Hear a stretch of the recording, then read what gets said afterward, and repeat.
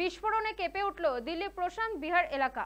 খবর পেয়ে ঘটনাস্থলে পৌঁছয় দমকলের 4টে ইঞ্জিন। বৃহস্পতিবার বেলা 11:48 নাগাদ উত্তর দিল্লি প্রশান্ত বিহার এলাকার পিভিআর সিনেমা হলের সামনে বিস্ফোরণটি ঘটে। খবর পেয়ে সেখানে পৌঁছন দিল্লির পুলিশের স্পেশাল সেলের একটি দল ও দমকলের 4টি ইঞ্জিন। পরে গোটা এলাকায় মোতায়েন করা হয় বিশাল পুলিশ বাহিনী। সংসদ অধিবেশন চলাকালীন এই হেন ঘটনায় স্বাভাবিকভাবেই উদ্বেগ ছড়িয়েছে। কি কারণে বিস্ফোরণ ঘটেছে বা এটা কোনো নাশকতামূলক ঘটনা কিনা তাও এখনো স্পষ্ট নয়। এলাকায় মোতায়েন রয়েছে বিশাল পুলিশ বাহিনী। এখনো পর্যন্ত হতাহতের কোনো খবর মেলেনি। তদন্ত শুরু করেছে পুলিশ। জানা গিয়েছে একটি মিষ্টির দোকানের পাশে পার্কের সীমানার সামনে বিস্ফোরণ ঘটে। সেখান থেকে সাদা পাউডার জাতীয় কিছু পদার্থ মিলেছে, যা পরীক্ষা করে দেখছে পুলিশ।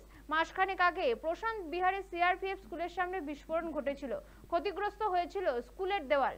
সেই সময়ও সেখান থেকে একটি সাদা বস্তু মিলেছিল। ফলে সমস্ত দিক খতিয়ে দেখছে পুলিশ। ये वही